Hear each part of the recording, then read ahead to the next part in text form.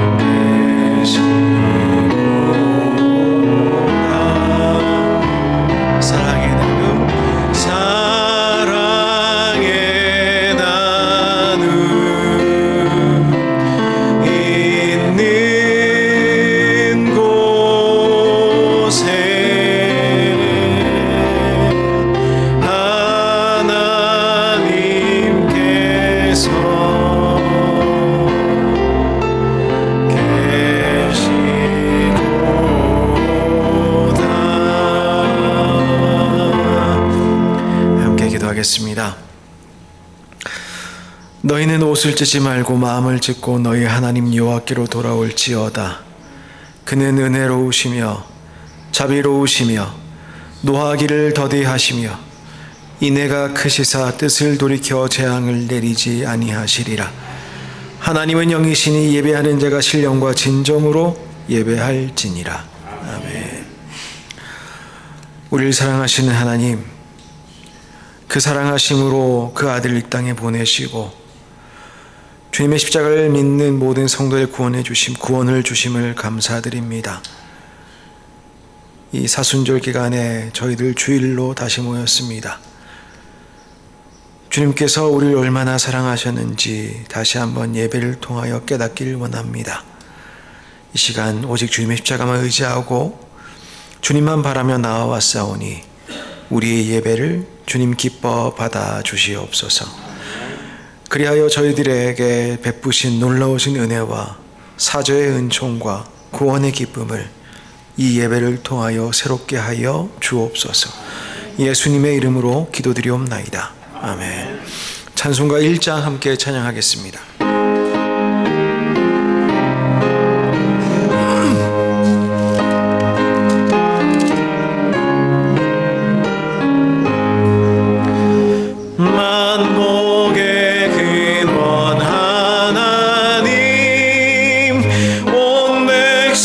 찬송 드리고 저 천사여 찬송하세.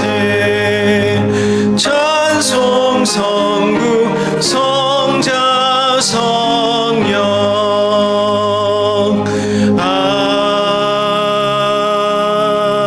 아멘. 함께 참여 기도 드리시겠습니다. 주님, 이 시간에 주님 앞에 참회의 기도로 다시 저희들의 음성을 주님 앞에 드립니다. 다시 주님 앞에 사죄의 은총을 감사해야 되는 저희들을 주님 용서하여 주옵소서. 주님 앞에 죄송합니다, 용서하여 주십시오라는 우리의 말도 자꾸 낡고 낡아 감동도 없고 되풀이할 염치도 없지만 이 말 없이는 주님께 나아갈 수 없음을 고백하오니 용서하여 주옵소서. 주님, 여전히 믿음이 부족했고 우리가 필요할 때만 주님을 불렀음을 용서하여 주옵소서. 게으르고 냉담하고 기분에 따라 행동하고 자신에겐 관대하고 타인에겐 인색하고 불평, 편견이 많고 다른 사람은 쉽게 판단하고 미워하였음을 용서하여 주옵소서. 참을성 없었고 행동함에 거침이 없었고 절제 없이 살았음을, 그래서 우리들을 가만히 보니 말만 앞세운 이상론자이고 겉과 속이 다른 위선자임을 다시 한번 확인하오니 주님, 우리를 용서하여 주옵소서. 주님, 우리의 마음을 주님 앞에 찢습니다. 주님, 회복시켜 주시옵시고 우리로 다시 한번 살게 하여 주옵소서. 이 시간엔 주님과 나만이 아는 죄를 계속하여 침묵 가운데 고백하도록 하겠습니다.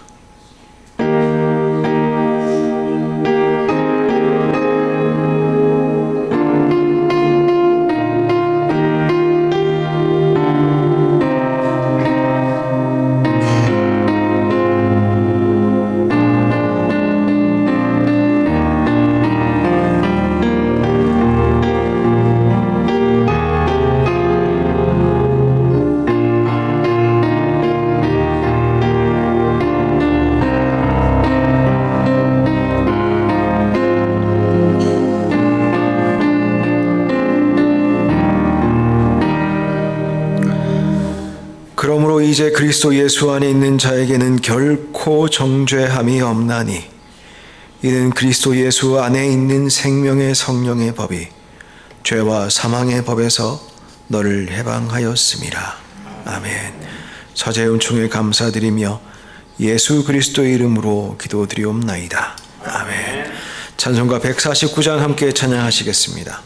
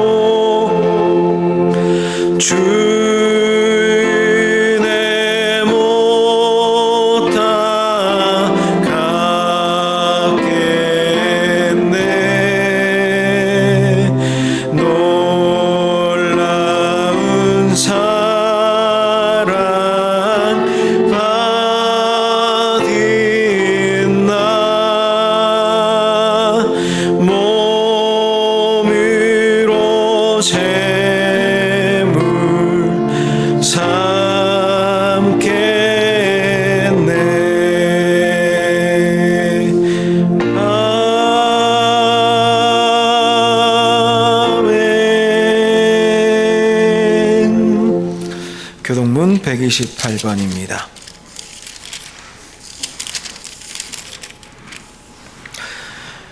나의 영혼이 잠잠히 하나님만 바라며 나의 구원이 그에게서 나오는도다. 오직 그만이 나의 반석이시요 나의 구원이시요 나의 요새이시니 내가 그에 흔들리지 아니하리로다. 넘어지는 담과 흔들리는 울타리 같이 사람을 죽이려고 너희가 일제히 공격하기를 언제까지 하려느냐. 그들이 그를 그의 높은 자리에서 떨어뜨리기만 하고 거짓을 즐겨하니 입으로는 축복이요 속으로는 저주로다. 나의 영혼아 잠잠히 하나님만 바라라. 물은 나의 소망이 그로부터 나오는도다. 오직 그만이 나의 반석이시요 나의 구원이시요 나의 요새이시니 내가 흔들리지 아니하리로다. 나의 구원과 영광이 하나님께 있으며 내 힘의 반석과 피난처도 하나님께 있도다. 백성들아 시시로 그를 의지하고 그의 앞에 마음을 토하라. 하나님은 우리의 피난처시로다. 아멘. 사도신경으로 우리의 신앙을 함께 고백하겠습니다. 나는 전능하신 아버지 하나님 천지의 창조주를 믿습니다. 나는 그의 유일하신 아들 우리 주 예수 그리스도를 믿습니다. 그는 성령으로 잉태되어 동정녀 마리아에게서 나시고 본디오 빌라도에게 고난을 받아 십자가에 못 박혀 죽으시고 장사된 지 사흘 만에 죽은 자 가운데서 다시 살아나셨으며 하늘에 오르시어 전능하신 아버지 하나님 우편에 앉아 계시다가 거기로부터 살아있는 자와 죽은 자를 심판하러 오십니다. 나는 성령을 믿으며 거룩한 공교회와 성도의 교제와 죄를 용서받는 것과 몸의 부활과 영생을 믿습니다. 아멘. 모두 자리에 앉아 주십시오. 찬송가 518장 함께 주님께 찬양하겠습니다.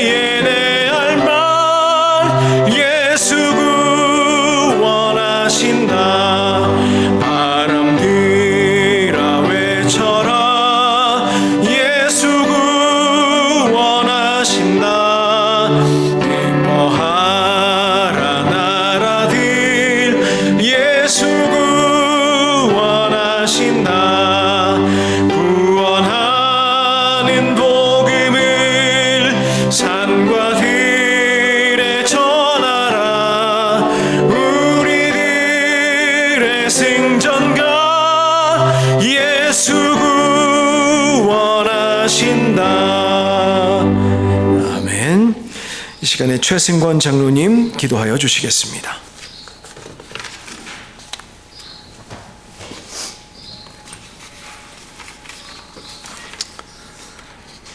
참 좋으신 하나님 아버지의 독생자 예수 그리스도를 보내셔서 세상의 빛이 되게 하시고 그 빛을 따르는 저희들을 어둠에 다니지 않게 하시며 생명의 빛을 얻게 하심을 감사드립니다.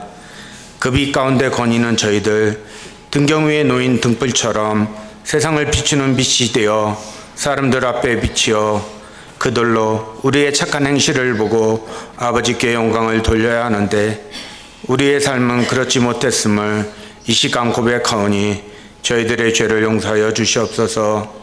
사순절 마지막 주일입니다. 이 시점에 우리의 신앙의 마음가짐을 다시 한번 부추겨서 더 좋은 성도로 더 좋은 신앙인으로 날로 새로워지는 저희들로 인도하여 주시옵소서. 말씀 읽기 중 저희가 읽었던 이방의 여인이었지만 시어머니의 기양의 권유에도 어머니의 백성이 나의 백성이 되고 어머니의 하나님이 나의 하나님이 되십니다라고 믿음의 고백을 올렸던 룻처럼 우리의 믿음이 아직은 연약할지라도 하루하루의 삶은 아직도 버겁더라도 끝까지 인내하며 자루나 오르나 치우치지 아니하고 오직 한 분 삼위일체 하나님만 믿고 의지하며 끝까지 배신하지 않고 주님과 함께 동행하는 저희들로 인도하여 주시옵소서. 또한 이 시간 주께 예배드릴 때 우리의 마음은 활짝 열게 하시고 오직 한 분 주께만 신령과 진정으로 예배드리게 하셔서 드려진 예배가 주님께는 기쁨이요 저희에게는 영광이 되게 하여 주시옵소서. 육신의 질병 가운데 있는 이에게 치유의 역사가 있게 하시고 고통과 신음 가운데 있는 이에게 위로의 손길로 만지시며 물질의 부족한 가운데 있는 이에게 쓰고도 남음의 역사가 넘쳐나게 하여 주시옵소서. 세우시고 섭리해 가시는 이 아름다운 교회 위에 주님의 임재가 이 전을 가득 채우시고 말씀의 풍성함이 차고 넘치며 기도와 찬송은 그칠 줄 모르는 교회로 인도하여 주시옵소서. 모든 성도들의 건강과 안위를 지켜주시고 바라고 소망하는 기도의 제목에는 성취로 응답하셔서 주님 살아 역사하시는 분임을 입술의 고백으로 확증하게 하여 주시옵소서. 말씀을 전해주실 주의 종에게 주님의 말씀이 주께로부터 들은 바요 눈으로 본 바요 손으로 만진 바 된 말씀 되게 하셔서 말씀 하나하나가 나를 향한 말씀 되게 하시며 들은 말씀은 남이 아닌 나에게 먼저 적용하게 하셔서 잠잠히 그 말씀 따라 순종의 열매로 언행일치의 삶으로 영광 돌리게 하여 주시옵소서. 설교 후에 있을 성창식 후에 주님의 역사하심으로 인하여 2000년 전 그 다락방으로 돌아가 주님께서 저희의 발을 일일이 닦아주시고 떡을 떼어 축복하시고 잔을 들어 감사 기도하신 후 채워주신 그 마지막 만찬의 그 시간과 그 장소와 그 순간을 동일하게 느끼게 하여 주시옵소서. 다음 주는 종료주일, 그 다음 주는 부활절입니다. 이제는 우리 모두가 만찬 후 주님을 3번 부인한 베드로도 아니요 종려나무 가지를 흔들며 외치던 군중도 아니요 부활의 아침에 무덤에 찾아가 눈으로 본 바요 손으로 만진 바요 세상을 향해 외친 바 되는 저희들 되게 하여 주시옵소서. 이 모든 말씀 하나님과의 사귐과 당신과의 누림을 원하시며 언제나 우리에게 빛을 비추고 계시는 우리 주 예수 그리스도의 이름으로 기도드렸습니다. 아멘.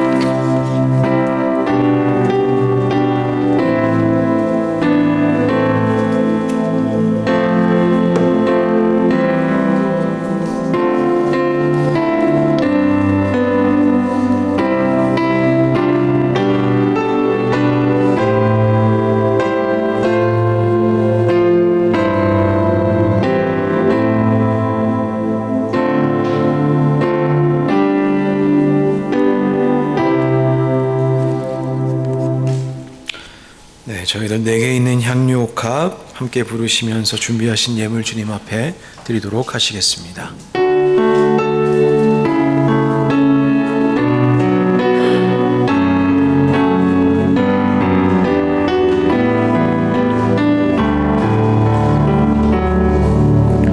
내게 있는 향유옥합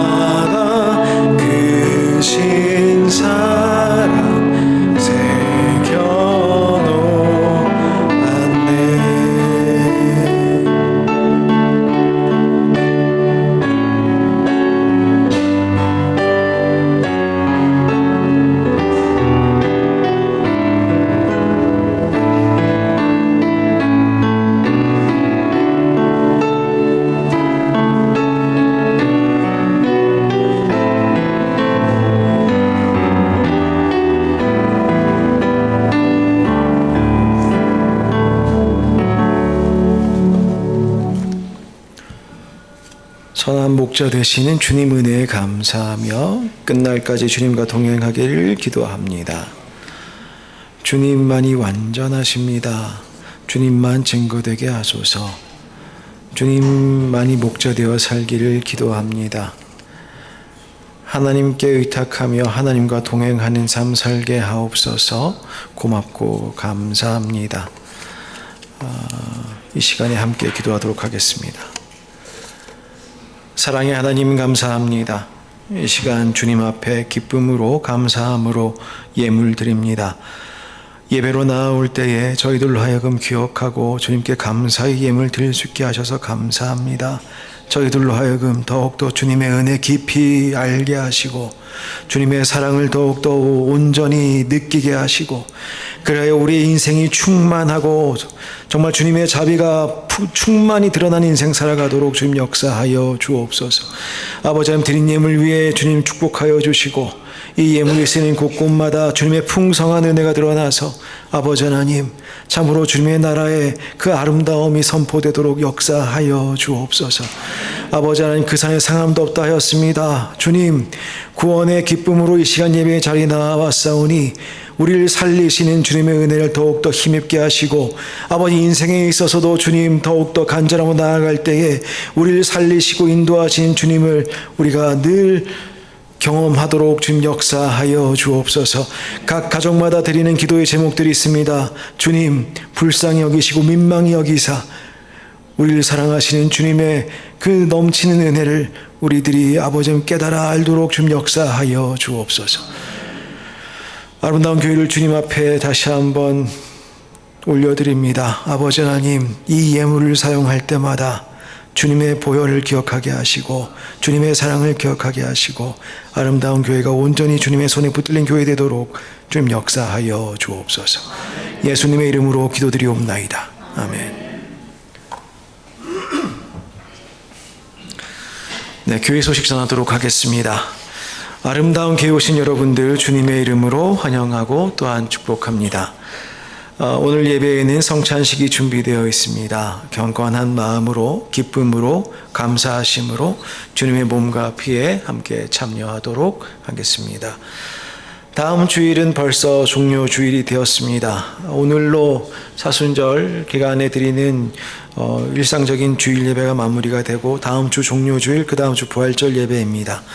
다음 주 예배에 저희들 함께 기쁨으로 우리를 구원하기 위하여 예루살렘으로 입성하시는 주님을 기쁨으로 감사함으로 저희들 영접하고 또한 기쁨으로 예배드리는 시간 되었으면 좋겠습니다. 저희들 사순절 기간 동안 계속하여 요한복음 손으로 읽기 계속 진행 중에 있습니다. 이제 2주 남았습니다. 설마 하는 생각에 말씀을 드리는데요. 혹시 시작 못하신 분들도 내일부터 시작하셔도 됩니다. 내일부터 한 장 반씩 쓰시면 대강 21장이니까 대강 되지 않겠는가 생각합니다. 그리고 언제나 말씀드리는데 뭐든지 배려된 나등입니다. 그러니까 아무것도 안 하는 것보다는 좀 하다못해 10장 쓰시게 되는 한이 있더라도 지금이라도 시작하시면 또 그만큼의 은혜가 분명히 있을 것입니다. 함께 기도하시면서 말씀 묵상하시면서 사순절 기간 마지막까지 잘 보내셨으면 좋겠습니다. 성금요일 4월 18일에는 정오의 성금요일 예배가 이 자리에 있겠습니다. 4월 18일 금요일 성금요일입니다. 그때 우리 함께 모여서 십자가에서 우리의 죄를 사하신 예수 그리스도의 십자가를 함께 묵상하며 그날의 예배로 저희들 함께 주님께 감사하도록 하겠습니다. 부활절에는 저희들 예배 정상적으로 1부 예배, 2부 예배 다 진행하게 되겠습니다. 부활절에는 보통 저희들이 만찬이 있는데 만찬 끝난 후에 바로 연합예배 드리러 가도록 하겠습니다. 이번 올해 연합예배는 하나교회에서 열리게 되었습니다. 저희들 아마 식사하고 바로 이동하면 딱 시간이 될 것 같습니다. 꼭 다 참여하여 주시면 좋겠고 어쩌다 보니까 올해 제가 목협 회장입니다. 그래서 아마 설교를 제가 하게 될 터인데 그래서 오시라는 말씀은 아니고 이제 연합사역이 사실은 늘 좀 껄끄러울 때가 있어요. 어떤 분들은 다른 교회 다니다가 오신 분들도 있을 수가 있고, 또 우리 교회 다니시다가 다른 교회에 가신 분들도 있을 수가 있고, 근데 연합 예배를 드리는 것은 우리 교회의 아름다운 교회만으로도 이 자체로도 참으로 아름다운 그리스도의 몸입니다. 그런데 예수님을 믿는 사람들이 함께 모여서 예배 드리는 것, 함께 그리스도의 몸 안에 있음을 확인하는 것, 이것도 너무나 귀한 일입니다. 여러분들께서 꼭 참여하셔서 다른 교회 성도님들과도 함께 그리스도 안에 있음을 고백하고 예배로 주님을 높이는 그런 시간 되셨으면 좋겠습니다. 제 개인적인 소망인데 이러한 과정들이 좀 자연스러웠으면 좋겠습니다. 다른 교회와 함께 주님을 높이는 것이 부담이 되지 않고 기쁨이 되고 우리 안에 오히려 은혜가 되었으면 좋겠습니다. 그런 마음으로 저희들 함께 주님의 부활을 기뻐하는 예배 드렸으면 좋겠습니다. 운영위원회 다음 주 주일 예배 후에 있겠습니다. 우리 부장님들 다 기억해 주시고 구역장님들 기억하여 주시고 다 모여주시면 좋겠습니다. 은혜로운 한 주 보내시고 이거는 굳이 안 읽어도 되겠죠? 아직 예배가 남았으니까요. 다른 내용들 주보와 그리고 또 간간히 있는 카톡의 공지들을 확인하여 주시면 좋겠습니다. 요거는 좀 아직 광고를 드리지 못했던 것인데, 박신순 권사님께서 요 몇 주간 저희와 예배를 드리지 못하고 계시는데요. 한국의 모친께서 굉장히 위급하셔서 그래서 임종 보시려고 가셨습니다. 가셔서 첫 주일 지나실 때만 해도 아직 의식이 없으십니다. 아예 의식이 없으셨거든요. 근데 어제 다시 연락을 주셨는데 의식을 찾으시고 회복 중에 계시다고 하는 소식을 들었습니다. 처음에 기도 제목은 너무 고통 없이 편하게 하나님 나라 갈 수 있도록 기도해 주세요 였는데 기도 제목이 바뀌었습니다. 잘 회복하시고 가족 안에 평안이 넘치도록 잘 감당할 수 있도록 기도하여 주시면 좋겠습니다. 오늘 주신 하나님의 말씀입니다. 요한복음 10장 14절에서 15절 말씀입니다. 요한복음 10장 14절에서 15절 말씀. 조부영 권사님께서 이 말씀을 봉독하여 주시겠습니다.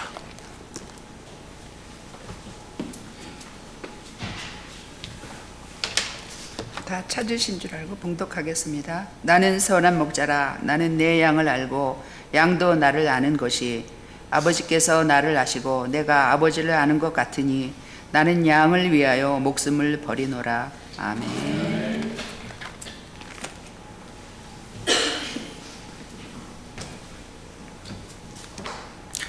네, 감사합니다. 우리 함께 기도하겠습니다. 사랑의 하나님 감사합니다. 오늘도 주님 말씀하여 주옵소서. 그리고 우리의 마음을 좋은 밭 되게 하여 주셔서 주님의 말씀의 씨앗이 심기고 결실되는 시간 되도록 역사하여 주옵소서. 예수님의 이름으로 기도드리옵나이다. 아멘. 네, 한 주간 평안하셨습니까? 지난 한 주간도 여러분의 삶 가운데에 주님의 은혜가 또 주님의 사랑이 풍성하셨으리라 믿어 의심치 않습니다. 저는 지난 한 주간 좀 수업이 많았습니다. 지난 월요일 하루만 한 10시간 정도 수업을 하고요. 다 합치면 좀 비인간적인 시수가 나왔는데 이번 주까지 그렇게 합니다. 그러고 나면 여러분들은 아니겠지만 저는 방학이라는 게 있습니다. 고난주간과 그 다음 주까지 아무 일이 없습니다. 얼마나 좋은지요. 이번 주까지만 저는 좀 고생을 하면 그러면 좀 좋습니다. 아마 좀 목 상태가 좀 그렇게 막 깔끔한 편은 아닌데 아무튼 좋습니다. 수업을 많이 하면은 어떤 유익이 있느냐 하면은 수업 준비하고 뭐 이러면 좀 피곤한데 수업을 하면 학생들과 이렇게 교제하고 사귐이 생기거든요. 아무리 수업이 그냥 가르치는 것인 것 같아도 아이들의 표정을 보고, 아이들이라고 하기엔 다 징그러운 나이들인데 가끔가다 저보다 나이 많은 사람도 있어요. 그런데 그래도 서로 알아가고 깨달아가는 과정들이 굉장히 저에게는 기쁨이 되고 도전이 되고 그런 시간들입니다. 설교 시간도 마찬가지입니다. 사실 준비할 때는 세상에 이런 게 어디 있나 싶긴 한데 하면서는 또 굉장히 제가 은혜를 많이 받는 것 같아요. 근데 수업을 많이 하면 또 그런 비슷한 일들이 생깁니다. 이게 신학 수업이다 보니까 더 그런 것 같은데, 그러면서 이제 드는 생각이, 이 수업의 내용도 중요한데 이게 같이 앉아 있는 게 이게 너무너무 귀한 순간이구나. 그러면서 내가 왜 멕시코에 와 있나, 내가 예를 들어 설교하는 시간도 마찬가지인 것 같아요. 내가 왜 목사인가, 이걸 제가 깨닫는 시간들이 되거든요. 그런 관계에서 오는 사귐들이 있습니다. 그런 관계에서 오는 사귐들이 분명히 있는 것 같아요. 이러한 관계와 비교할 수 없는 관계, 그것을 주님께서 천명하고 계신데, 그게 뭐냐면 주님께서 우리에게 선한 목자가 되어 주신다는 것이지요. 근데 그 관계가 어떤 관계냐? 그냥 우리가 쭉 딸려가는 그 양떼의 어떤 우리가 생각하는 목가적인 분위기, 저기 어디 미초악관이 어디 가가지고 염소, 양 풀어놓고 개 풀어놓고 이렇게 다니는 그런 목동의 이야기가 아니라, 가끔 가다가 예전에 성화 많았죠. 백인이신 예수님 수염도 이렇게 길게 나시고 머리카락도 길게 나시고 토가를 쫙 끝까지 입으시고 한쪽 손에는 어린 양을 들고 한쪽 손에는 지팡이를 들고 뒤쪽에는 푸른 초장이 펼쳐져 있고 뒤에는 양들이 많고, 그런 사진들, 그림들을 종종 보곤 했습니다. 근데 오늘 그 양들과 예수님의 관계를 뭐라고 설명하셨는가 가만히 보자니, 아버지와 아들의 관계와 같이, 그러니까 성부이신 하나님과 성자이신 예수님의 관계인 그 친밀한 관계와 같이 양과 목자의 관계가 그러하고, 그래서 목자께서는 목숨을 버리신다, 이렇게 표현하고 계세요. 그러니까 그 친밀함이라는 것이 얼마나 깊은가, 그 사랑하심이라는 것이 우리가 생각하는 범위의 사랑, 우리가 생각하는 돌보심, 우리가 주님께 원하는 풍성한 교제, 그러한 수준이 아니라 삼위일체 하나님의 관계 안에 있는 것 같은 그러한 관계의 친밀함으로 주님께서 우리를 사랑하시고, 그 사랑의 깊이가 너무너무 깊게 그 주님께서는 우리를 구원하시기 위해서 자기의 목숨을 버리신다라고 하는 내용이지요. 나는 선한 목자다라고 하는 표현은 요한복음에서 반복적으로 등장하는 에고에이미, 그러니까 지난주에도 말씀드렸던 나는 무엇이다 라고 말씀하신 예수님의 여러 선언 중에 하나입니다. 예수님의 신적 정체성을 드러내는 표현들인 것이지요. 자, 목자라는 사람 어떤 사람이겠습니까? 양떼를 돌보는 사람이지요. 그런데 어떤 목자라고 말을 하고 있느냐? 선한 목자다 라고 이야기합니다. 오늘 그 선한이란 단어에 조금 저희들이 주목을 하면서 그분의 사랑에 대해서 잠시 생각해 볼 수 있었으면 좋겠습니다. 우리가 한글로만 봐도 이 선한 목자라고 선포하신 것은 예수님께서 단순히 어떤 선함을 넘어서 본질적으로 훌륭하고 완전하신 목자이심을 우리에게 드러내시는 표현인 것 같습니다. 자신의 목숨까지 불사하신다는 것이니까요. 그러니까 양을 위해서 목숨을 버리는 헌신적인 사랑을 실천하는 목자, 그 목자가 선한 목자다. 그렇게 우리가 이 본문만 봐도 이해할 수 있겠습니다. 근데 선한 목자라는 개념은 사실 유대인들에게는 굉장히 익숙한 구약에서부터 나오는 개념이기도 합니다. 구약에서 하나님은 이스라엘 돌보시는 목자로 자주 묘사가 됩니다. 대표적인 게 시편 23편이죠. 여호와는 나의 목자시니 내게 부족함이 없으리로다. 양떼가 그 하나님을 목자로 알고 살아갈 때 부족할 게 없어요. 그 뒤에 보면 사망의 음침한 골짜기를 걸어가는데 부족함이 없어요. 원수의 목전에 있는데 부족함이 없어요.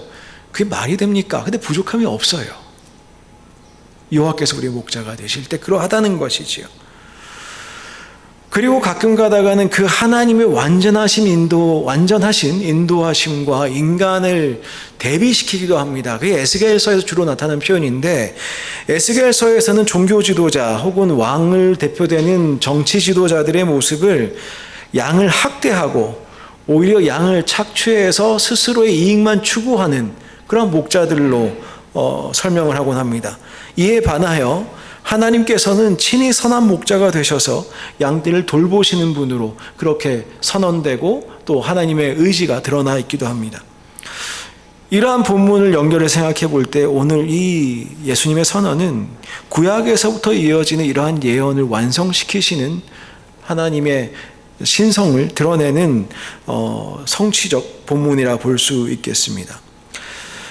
근데 그 선함의 단어에 대해서 저기를 좀 생각해 보려고 하는데요. 사실 선하다라고 할 때에 우리나라 말로 이걸 딱히 표현할 방법이 사실 많지는 않습니다. 그리고 우리가 가지고 있는 한글 성경으로 옮겼을 때에 선하다라는 말이 크게 한 두 가지 정도로 신약 성경에서 구분이 돼요. 우선 칼로스라는 단어가 있고 아가토스라는 단어가 있는데 둘 다 그 뭐가 더 훌륭하다 말하기엔 좀 어렵습니다. 근데 아가토스라는 단어는 주로 뭐냐 하면은 도덕적으로 올바르기 때문에 선하다. 그러니까 이성적으로 구분이 되는 선함이에요. 분명히 아주 가치 있는 선함이지요. 근데 오늘 본문에 써 있는 선하다라는 표현은 칼로스라는 단어로 보통 대표되는 표현입니다. 뭐냐면은 이상적인 선함이에요. 그래서 그 선함을 마주하면 느껴지는 게 있습니다. 그게 뭐냐면 아름다움입니다. 저희 교회가 아름다운 교회인데, 저희 교회가 만약 표방해야 될 게 있으면 교회에 왔을 때에 우리에게 느껴지는 어떤 이상이 있어야 되는 거예요. 어떤 아름다움으로 묘사되는 하나님의 아름다우심. 그걸 보고 우리는 선하다라고 이야기합니다.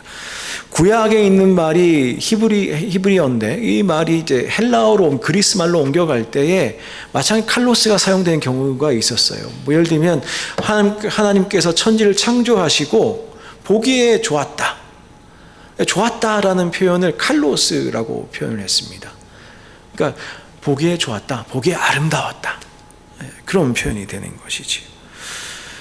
그래서 이게 도덕적 선함을 넘어서 칼로스라는 단어는 이게 아까 말씀드린 아가토스와 칼로스라는 두 단어 어느 게 더 귀한 단어입니다라고 말씀드리는 건 아닌데, 근데 이 선한 목자다라고 할 때 쓰이는 이 단어는 뭐냐면은 단순히 도덕적으로 기능적인 선함이 아니라 본질적으로 훌륭하고 고귀한 탁월함을 표현하는 그런 단어가 되겠습니다. 그래서 깊은 차원의 탁월함과 적합성, 그 목자인데 너무 적합한 목자가 되는 것이죠. 그리고 본질적으로 선하다라고 볼 수도 있겠습니다. 그래서 여기서 나타나는 선한 목자는 단순히 기능적으로 양을 잘 지키고 양을 잘 먹이고 하는 게 아니라 그럴 리가 없는데, 목자가 그럴 리가 없는데 목숨을 버리는 목자, 그러니까 우리가 상상해서나 가능한 어떤 목자를 여기서 이야기하고 있습니다. 희생적이고 참된 목자의 본질을 가진 완전함, 그러니까 단순한 도덕적 선함을 넘어 희생하는 아름다움, 그 선함을 오늘 본문은 이야기하고 있는 것이지요. 그런데 이 칼로스란 단어가 신약 성경의 다른 곳에도 쓰이지 않았겠습니까? 또 어떤 곳에 쓰이냐면은 마태복음 5장 16절에서는 이렇게 이야기합니다. 너희 빛을 사람 앞에 비추게 하여 그들이 너희 착한 행실을 보고 하늘에 계신 너희 아버지께 영광을 돌리게 하라. 자, 착한 행실, 여기서도 칼로스라는 단어가 쓰이는데요. 그러면 착하다라고 하는 단어가 쓰이는 게 뭐겠습니까? 하나님께 영광을 돌리는 데에 적합할 만큼 아름답다. 가 된 것이죠. 그러니까 우리가 신앙생활 하는 모양이 그러해야 된다는 뜻이에요. 그럴 때도 칼로스가 쓰입니다. 우리가 얼마나 선하게 살아야 되느냐? 그 기준이 뭐냐? 어느 만큼이야 적합하냐? 라고 따지면 하나님께 영광 돌리도록. 그게 선한 행실입니다. 그게 착한 행실이에요. 그런데 이러한 아름다움으로 나타나는 것은 우리에게 감동을 주기도 합니다. 그래서 감동을 주는 것도 마찬가지로 칼로스라고 표현하기도 합니다. 예를 들어서 디모데전서 4장 6절에서 이런 표현이 있죠. 네가 이것으로 말씀으로 형제를 깨우치면 그리스도 예수의 좋은 일꾼이 된다. 좋은 일꾼 할 때 그때 이 좋은도 칼로스입니다. 이때 말하는 좋은 일꾼이 된다는 것은 기능적으로 좋다는 게 아니라 영향력이 있어서 주위에 있는 다른 사람들이 깨우침을 얻는 것이 모범이 되는 것이죠. 본질적으로 그 영향력이 신실하고 탁월할 때에 단순한 도덕적 선함을 넘어서 이성적으로 우리가 판단되는 어떤 선악의 기준을 넘어서 그냥 아름다움, 그걸 보고 칼로스라는 단어를 쓰는 것이지요. 그때예요. 이 단어는 예수님의 본질을 설명하는 가장 중요한 단어 중에 하나입니다.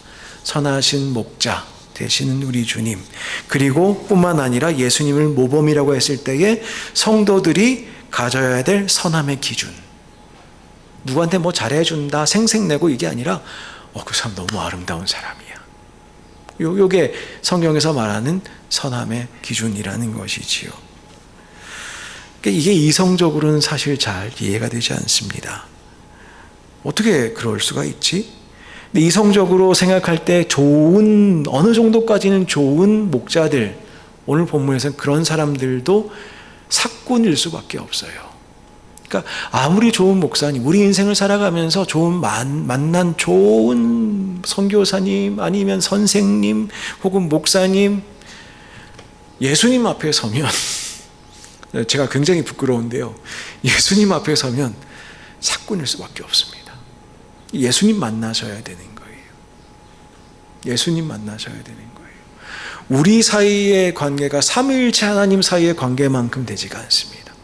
그런데 이상하게 우리 사이에 그런 관계를 경험하기가 힘든데 예수님과 나의 관계는 그 삼위일체의 관계의 친밀한 그 관계 안으로 들어갈 수 있다는 거예요. 이게 이해가 사실은 잘 되지 않는 부분이 분명히 있습니다.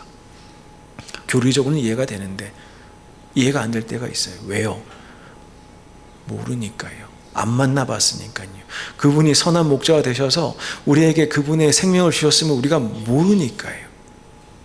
그 예수님 만날 때에 주님 선하신 분이시구나, 주님 정말로 아름다우신 분이시구나, 그 앞에 내가 저항할 수 없구나, 이걸 철저하게 깨닫는 과정이 신앙의 여정에서 너무너무 필요합니다. 물론 우리가 이성적으로 판단하고 생각하고 하는 것 중요해요. 교리적으로 따져보는 것 중요해요. 근데 이 친밀한 관계 안에 들어가지 못하면 우리의 신앙이 삐그덕거리기 시작합니다. 예전에 아주 유명한 철학자 중에 임마누엘 칸트라는 사람이 있었습니다. 너무너무 훌륭한 사람이지요. 중요한 책 워낙 많이 썼는데 4가지를 뽑으라 그러면 보통 이렇게 이야기합니다. 순수 이성 비판, 실천 이성 비판, 그다음에 판단력 비판, 그리고 마지막 4번째 책이 잘 유명하지 않은 책인데 보통 철학하신 분이 이건 4가지 비판서라고 해서 마지막에 넣어주신 책이 있어요. 그게 뭐냐면은 이성의 한계 안에서의 종교라는 책이 있습니다. 근데 그 책의 내용이 뭐냐면은, 그러니까 4가지 책이 다 사실 기능이 똑같아요. 이성으로서 우리가 알 수 있느냐, 그러니까 그렇다가 답입니다. 그럼 마지막에서 이성의 한계 안에서 종교는 뭐냐? 우리가 종교적 진리를 알 수 있는 방법이 있냐? 알 수 있다. 이성의 한계 안에서 알 수 있다. 왜 그렇게 이야기했느냐 하면은, 인간이라는 존재는 제 얘기가 아니고 칸트의 이야기입니다. 인간이라는 존재는 선할 수도 있고 악할 수도 있어요. 원래는 선한데, 사실 칸트라는 분도 굉장히 신실한 기독교인이시기 때문에 원래 경건주의 집안에 태어나신 분이거든요. 그래서 어렸을 때 성경 교육을 그렇게 열심히 받았다고 그래요. 근데 원래 선하게 창조되었는데 타락했습니다. 전적 타락이죠. 그런데 선함을 알 수 있는 부분이 분명히 남아있어요. 근데 그렇다고 해서 늘 선하지 않아요. 한편으로 굉장히 악할 수 있는 소지가 있어요. 근데 늘 악하지만도 않아요. 그런데 이 존재가, 타락한 존재가 절대적인 선을 알 수 있는 방법이 있냐? 없어요. 이성으로 그걸 알 수 있냐? 없어요. 근데 알 수 있는 가능성이 생깁니다. 제 얘기가 아니라 칸트의 이야기인데 언제 생기느냐? 절대 선이신 예수님께서 인카네이션 하셔서 성육신 하셔서 인간에게 오셨기 때문에 인간들은 그제서야 절대 선을 알 수 있는 가능성이 생겼다. 이렇게 얘기합니다. 그러니까 철학적인 이야기지만 제가 지금 굉장히 신학적으로 풀어서 말씀을 드렸습니다. 근데 그럼에도 불구하고 질문이 있죠. 알 수 있는 가능성이 있다고 우리가 알 수 있느냐? 정말로 알 수 있느냐? 이게 이성 안에서 해결될 수 있는 문제냐? 그렇지 않다. 성경은 이야기합니다. 하나님과의 관계 안에서 하나님을 알 수 있다. 삼위일체 하나님의 관계, 그 친밀하신 관계, 완전한 사랑의 그 관계, 그 안에 인간이 참여하게 될 때에 그제서야 하나님이 어떤 분이신지 예수 그리스도 어떤 분인지 알게 되는데 그 예수님이 얼마나 우리를 사랑하셨느냐 하면은 우리를 구원하기 위해서 자신의 생명을 내주신 분이시다라는 것이죠. 예수님께서는 단순히 양을 인도하고 보호하는 것에 그치지 않고 선한 목자는 양들을 위하여 목숨을 버린다라고 말씀하셨습니다.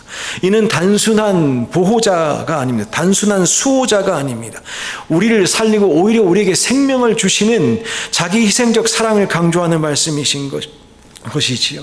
이 말씀은 단순한 비유가 아니라 실제적인 예수님의 십자가 사역을 예고하는 선언입니다. 주님께서는 우리를 사랑하셨고 우리를 위해서 그 목숨을 내어주셨습니다. 요한복음 15장 13절에서는 사람이 친구를 위하여 자기 목숨을 버리면 이보다 더 큰 사랑이 없다고 말씀하셨는데 주님께서는 그 양들을 살리기 위해서 친구도 아닙니다. 양을 살리기 위해서 우리에게 친구가 되어주시고 그 생명을 우리에게 주셨습니다. 오늘 본문은 그렇게 이야기합니다.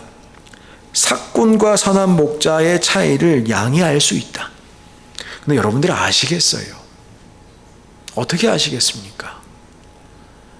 그 목자가 목숨을 버릴 때나 우리가 알 수가 있죠. 근데 그 목숨을 버린 목자를 만나셨습니까? 못 만나면 모르는 거죠. 세상에 얼마나 삭군 목자들이 많습니까? 저를 포함해서요. 주님과 완전한 차이가 있지요. 도저히 양립할 수 없는 차이가 있지요. 그걸 어떻게 우리가 인정하게 됩니까? 주님 만날 때예요. 주님 온전히 알게 될 때에 그제서야 삭군과 참 선한 목자가 구별될 수 있죠. 양이 안 됩니다. 우리도 알 수 있어요. 그 주님과 친밀한 관계 안에 들어가면요. 가끔 가다가 신앙생활 하다 보면 의심될 때 있어요. 의심되고 이성적으로 이렇게 저렇게 판단해 보면 말이 안 되는 것 같고 고민되고 특히 청년의 때 이제 그런 일들 많이 생기지요. 너무너무 공감합니다. 저도 대학 다닐 때에 신앙이라는 것은 두뇌의 오류 그렇게 생각한 적도 있습니다. 근데 예수님 만나면 그게 다 의미가 없어지거든요. 예수님이 나를 위해 죽으셨다는 것이 이해가 되기 시작하는 순간 이성으로 생각하고 따져봤던 모든 것들이 그 나름 의미가 있으나 그만큼 의미가 있지는 않구나. 지지난주쯤에 얼핏 그 이야기를 지나가다 들었는데 어떤 친구가 무슨 공룡 이야기를 했다고 하더라고요. 성경에 공룡이 나오지도 않는데 성경을 어떻게 확신할 수 있는 근거가 있느냐 뭐 그런 이야기였겠지요. 뭐 잘은 제가 모르겠습니다만은. 근데 생각해 보면요, 저희들이 생각하는 모든 것들이 그렇습니다. 3000년 전에는요 사람들이 공룡을 아예 몰랐어요. 우리가 공룡이라는 존재를 알기 시작한 게 200년이 채 안 됩니다. 과학의 발전이라는 게 그래요. 과학을 통해서 우리가 뭔가를 많이 아는 것 같습니다. 근데 본질적으로 알아야 될 것들을 저희들이 알게 되는 걸 자꾸 가리는 부분들이 있는 것 같아요. 생각하는 거 좋습니다. 비판적으로 사고하는 거 좋습니다. 그런데 주님과 이 친밀한 관계에 들어가지 않으면 알기 힘들어요. 믿어져야 믿어진다는 이야기가 가끔가다 우리가 하는데 이제 중고등학생들 시작하면 아이들 뭐 반항도 하고 그러지요. 우리가 정말로 우리의 신앙도 마찬가지고 다음 세대의 신앙도 마찬가지고 하나님과 만나는 것, 예수 그리스도를 만나서 그분께서 정말로 선한 목자가 되셔서 우리를 위해서 그 목숨 주신 참으로 아름다우신 분이라는 것을, 그래서 이해가 되지 않는 본질적 아름다움을 만나서 그 압도적인 사랑을 우리가 누릴 때에, 그때에 우리는 사꾼과 선한 목자를 구별할 수 있게 됩니다. 세상의 학문과 신앙을 구별할 수 있게 됩니다. 신앙으로 사는 것이 무슨 의미가 있는가를 그제서야 알게 됩니다. 사랑의 문제입니다. 본질적인 관계의 문제입니다. 이성적인 차원이 분명히 있으나 그러나 관계 안에서 해결되는 문제입니다. 하나님이 세상을 이처럼 사랑하는 독생자를 주셨습니다. 그리고 그 독생자는 양을 위해 목숨을 버리셨습니다. 교회 내에 여러 가지 문제가 있지요. 반지성주의의 문제가 분명히 있습니다. 뭘 그렇게 안 따져보려고 그래요. 그냥 믿으면 된다고 그러고, 성경도 안 보려고 그러고, 그냥 설교 말씀드려서 그걸로 됐다고 그러고, 그거 아닙니다. 매일 좀 성경 좀 읽으셔야 되고 늘 아시려고 애쓰셔야 돼요. 반지성주의의 문제 넘어서야 됩니다. 반대로 지성주의의 문제가 있어요. 알면 해결될 것 같아요. 아니요, 그렇지 않아요. 절대 안다고 해결되지 않습니다. 왜냐하면 우린 주님과 함께 있을 때야, 그제서야 주님을 인정할 수 있게 됩니다. 그 압도적인 아름다움을 우리는 만나야만 하고, 그것을 만날 때야 비로소 그 앞에 우리를 무릎 꿇게 만들 수 있습니다. 우리의 신앙의 초점을 온전히 예수님께 두셔야 합니다. 그분 만나기를 힘쓰셔야 됩니다. 그분 만나기를 애쓰셔야 됩니다. 애쓴다고 만나지느냐, 그것도 아니긴 한데요, 그래도 애쓰셔야 됩니다. 긍휼하신 주님께서 그렇게 말씀하셨거든요. 나를 찾으라, 그럼 찾을 것이다. 두드려라, 들을 것이다. 애쓰셔야 됩니다. 애쓰셔야 됩니다. 온전히 예수님께 맡기고 예수님의 음성을 듣고 예수님의 지도를 따라 그분의 길을 따르고 그분의 보호하심과 인도하심을 우리의 눈에 보이는 상황에 의존하지 않고 신뢰하며 살아가는 인생, 그렇게 살 수 있게 되기를 소망하셔야 됩니다. 예수님 빼면 우리에게 남는 것이 없습니다. 예전에 제가 목사의 길을 가면서 읽은 책 중에 이제 목사라는 책이 있어요. 패스터라는 책이 있었습니다. 유진 피터슨 목사님이 쓰신 책인데 내용이 그랬습니다. 제게도 감동이 있어서, 무슨 이야기였냐면은 목사를 직업으로 생각하면 망한다. 목사를 소명으로 생각해야지, 목사를 기능적으로 접근하면 망한다. 그런 말씀하셨던 거 기억합니다. 근데 저는 이게 목사에게만 해당되는 단어가 아닌 것 같아요. 그리스도인이 되는 것을 직업적으로 생각하시면 망합니다. 내가 이성적으로 판단해서 요만큼 하는 거, 그거 아닙니다. 가끔 가다가 교회 직분 받으면 부담되지요. 교회 성도로 사는 거 부담되지요. 이렇게 하는 것도 힘들고 저렇게 하는 것도 힘들지요. 그냥 직업적으로 판단할 때가 있지요. 그게 아니더란 말입니다. 예수님을 만난 사람들은 그렇게 살아질 수가 없더란 말이죠. 예수님 만나서 참으로 소명을 누리게 되고, 우리의 삶이 예수님 만난 이후에 온전히 변화가 시작이 되고, 그것이 기쁘고 그것이 감격이 되고, 그것으로 인해서 인생 살아나는 즐거움이 있고, 인생의 공허함이 찾아올 때에 우리는 예수님 찾아야 됩니다. 인생의 어려움이 찾아올 때에 우린 예수님 찾아야 됩니다. 세상에서 여러 가지 어려운 일들로 방황하게 될 때에 예수님 찾아야 됩니다. 그래서 드리는 말씀입니다. 늘 주님만 바라보려고 애를 쓰십시오. 분명히 은혜가 있습니다. 분명히 구원의 은혜가 있습니다. 우리의 삶에 해결이 되는 문제들 분명히 있을 수 있습니다. 근데 그거 한순간입니다. 오직 주님만 바라보실 수 있는 그러한 신앙을 계속하여 유지하실 수 있기를 부탁드립니다. 주님께서는 우리를 도덕적 교훈으로 구원하시는 것이 아니라 본인의 생명을 주시고 희생적인 사랑을 통해서 우리의 구원을 완성하셨습니다.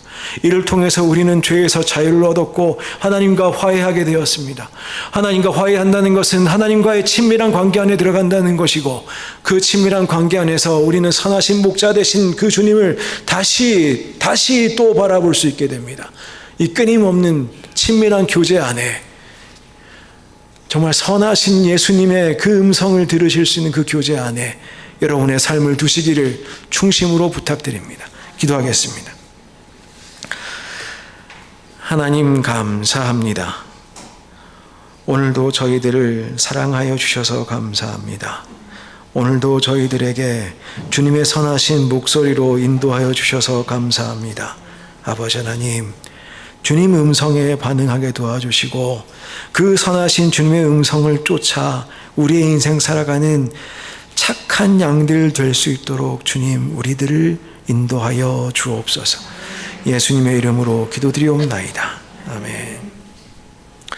이 시간에 찬양하며 성찬의 자리로 나아가겠습니다. 228장 함께 찬양하겠습니다.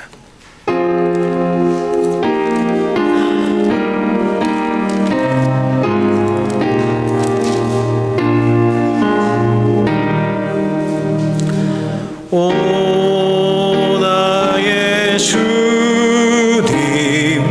진입해 오니 영원한 세계 밝히 나타나 한없는 은혜 길이 누리니 주님께 모든 염려만 길이 1절만 하겠습니다. 아멘. 아멘. 제장의 말씀 읽겠습니다. 고린도전서 11장 23절로 29절까지의 말씀입니다.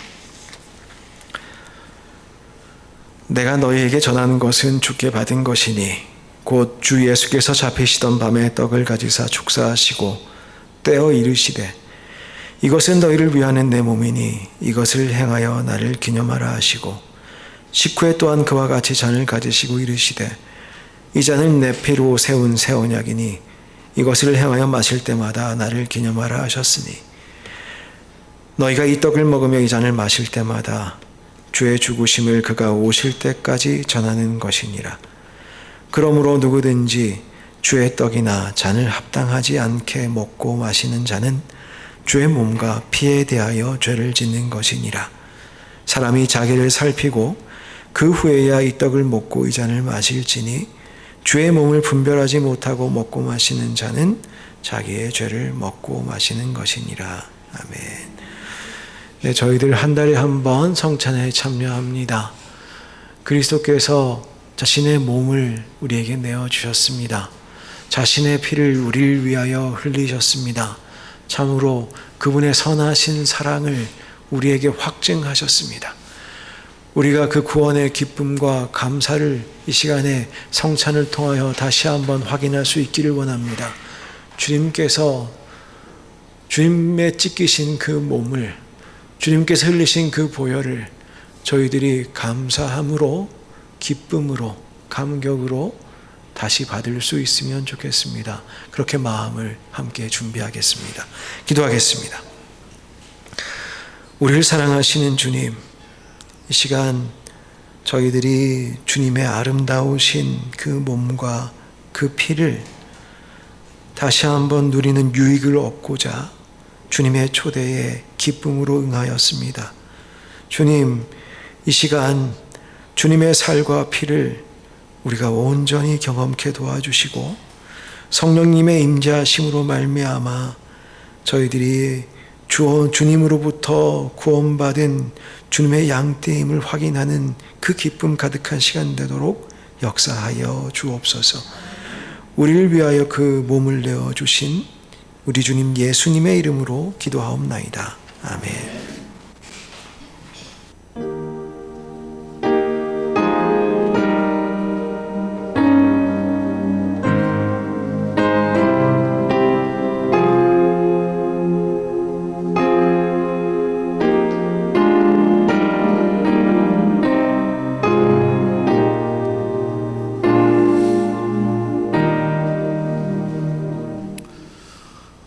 주님께서는 마지막 만찬 이전에도 사실 우리를 먹이신 적이 여러 차례 있습니다. 대표적인 것이 오병이어의 기적이지요.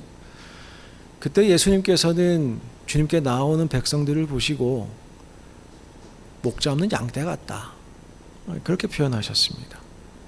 우리를 그렇게 민망히 여기시고 그렇게 우리를 사랑하시는 분이셨습니다. 그분께서 십자가를 지시기 전날에도 그분께서는 제자들을 사랑하셨습니다. 사랑하시되 끝까지 사랑하셨다고 성경은 말하고 있습니다. 그때 주님께서는 떡을 들어 하나님께 감사하시고 그 떡을 떼어서 제자들에게 나누어 주시면서 말씀하셨습니다. 이것은 너희를 위하여 찢기는 나의 몸이다. 받으라, 먹으라, 그렇게 말씀하셨습니다. 주님께서 주시는 사랑입니다. 우리가 자격이 있어서 받는 몸이 아니고 주님께서 우리의 선한 목자 되시기 때문에 우리가 마치 목자 없는 양떼처럼 그렇게 있는 것을 그냥 두지 않으시는 분이시기 때문에 자신의 몸으로 우리를 먹이시는 분이십니다. 그분의 그 사랑과 그분의 몸에 이 시간에 함께 참여할 것인데 기쁨으로, 감사함으로 그분의 초대에 응하셨으면 좋겠습니다. 함께 그리스도의 몸에 참여하겠습니다.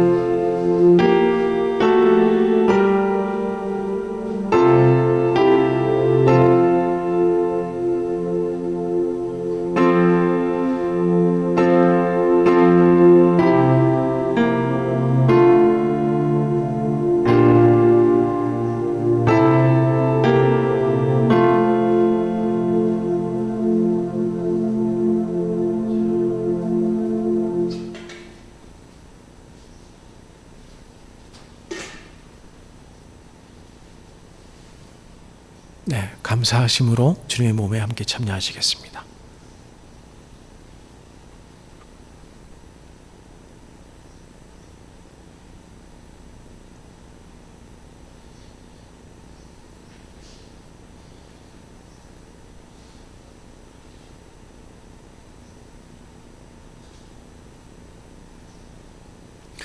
식후에 주님께서는 잔을 가지시고 제자들에게 따라주시면서 말씀하셨습니다.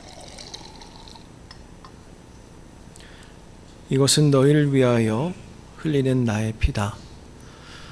새 언약의 피다. 받으라, 먹으라, 마시라, 이렇게 말씀하셨습니다. 새 언약이 무엇입니까? 저희로 하여금 하나님과 화해케 하시는 놀라운 언약입니다. 우린 주님의 피로 말미암아 하나님과 화해하게 되었습니다. 하나님과 친밀한 교제를 나눌 수 있는 사람들이 되었다는 것이지요. 이 시간 저희도 주님의 몸, 주님의 피 다시 한번 기억하면 받는데, 특별히 보혈 받으실 때에 이를 통하여 우리가 하나님과 함께 교제하게 되었음을 깊이 감사하셨으면 좋겠습니다. 주님께 주신 보혈입니다. 귀히 받으시고 감사함으로 받으시면 좋겠습니다.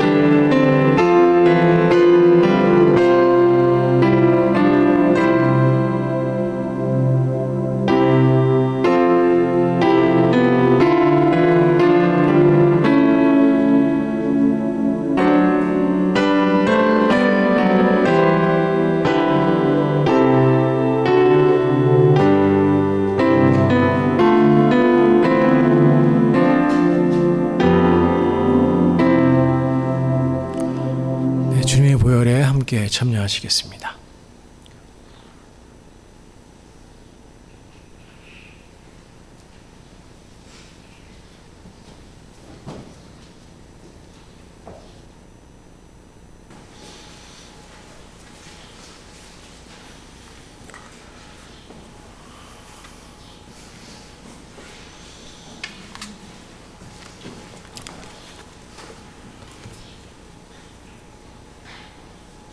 함께 기도하겠습니다. 사랑과 은혜가 충만하신 하나님, 주님의 놀라우신 사랑으로 우리들을 예배로 불러주시고 또한 성찬에 참여하게 하셔서 우리를 사랑하시는 예수님의 몸과 보혈에 참여하게 하심을 감사드립니다. 이를 통하여 다시 한번 주님의 사랑을 기억하게 하시고 주님의 놀라우신 사죄의 은총과 구원의 은혜를 우리 가운데 새롭게 하여 주심을 또한 감사드립니다. 하나님, 우리를 위하여 찢기신 주님의 몸을 저희들이 더욱더 깊이 감사하게 도와주시고 그냥 한 달에 한 번 허투루 지나가는 그런 시간이 되지 않게 하셔서 저희들이 참으로 주님의 몸에 참여하였음을, 주님의 보혈로 새로운 존재가 되었음을 온전히 다시 한번 깨닫고 주님께 우리의 삶을 온전히 의탁하는 우리가 되도록 역사하여 주옵소서. 주님의 살과 피를 저희들이 함께 받았습니다. 함께 아름다운 교회를 이루게 하시고 이 교회를 통하여 참으로 그리스도의 감동이 충만한 인생 살아갈 수 있도록 우리 교회를 붙들어 주시옵소서. 복음에 합당한 자가 되게 하시고 복음을 전하는 자가 되게 하시고 복음이 삶의 기준이 되게 하셔서 저희들로 하여금 이 땅에서 그리스도로 말미암는 소망이 무엇인지를 온전히 증거하는 자들 되게 하시고 복음을 심고 복음으로 말미암아 이 땅을 구원하는 놀라우신 하나님의 은혜를 함께 선포할 수 있도록 역사하여 주옵소서. 오직 하나님께 영광 돌린 인생 살게 하시고 세상의 우상에게 저희들이 무릎 꿇지 않도록 이번 한 주간도 우리의 인생도 늘 붙들어 주시옵소서. 예수님의 이름으로 기도드리옵나이다. 아멘. 우리 모두 자리에 일어나겠습니다. 결단의 찬양, 주의 말씀 앞에선 함께 찬양하겠습니다.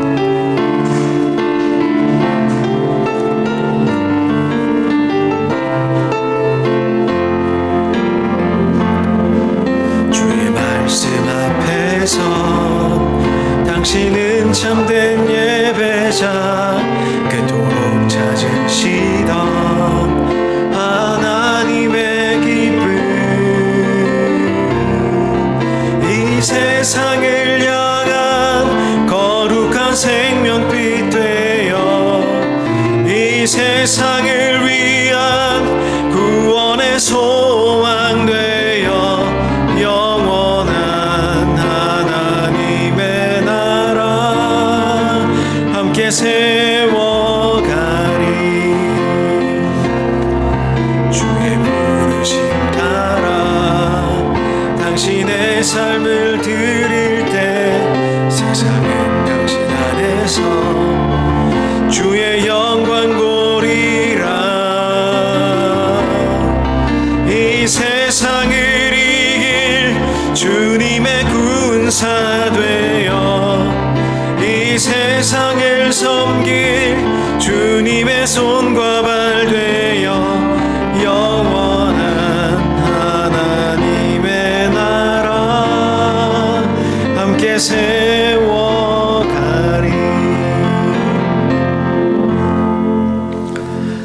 네, 파송의 말씀 드립니다. 선한 목자이신 예수님을 만나셨습니까? 그러면 그분 따라 사시면 됩니다. 혹시 아직도 예수님이 선한 목자로 인정되지 않으시는 분들 계십니까? 그 예수님 만나셔야 됩니다. 이번 한 주간의 삶의 방향이 그러하였으면 좋겠습니다. 예수님 따라 사시는데 이미 아시는 분들은 예수님 잘 쫓아 사십시오. 그럼 됩니다. 혹시 아직도 예수님이 나를 위해서 십자가를 지셨음을 잘 모르겠는 분들 혹시 계십니까? 예수님을 한번 깊이 묵상해 보신 한 주간 사시면 좋겠습니다. 그분이 우리를 얼마나 사랑하시는지 말씀과 기도 가운데에 계속하여 주님을 찾고 찾는 한 주간 보내셨으면 좋겠습니다. 그것이 여러분의 삶을 참으로 아름답게 할 것입니다. 이제는 우리 주 예수 그리스도의 은혜와 하나님 아버지의 지극하신 사랑과 성령님의 친밀하신 교제가 우리를 사랑하셔서 우리에게 모든 것을 내어주신 선한 목자 되시는 예수 그리스도를 온전히 따르기로 다짐하는, 그 예수님만 따라가기를 다짐하는 모든 성도들 위해, 그들의 가정과 자녀들 위해, 그리고 이 땅 멕시코, 그리고 여러 가지로 어지러운 대한민국 위에 이제부터 영원까지 함께 계시옵기를 간절히 축원하옵나이다. 아멘.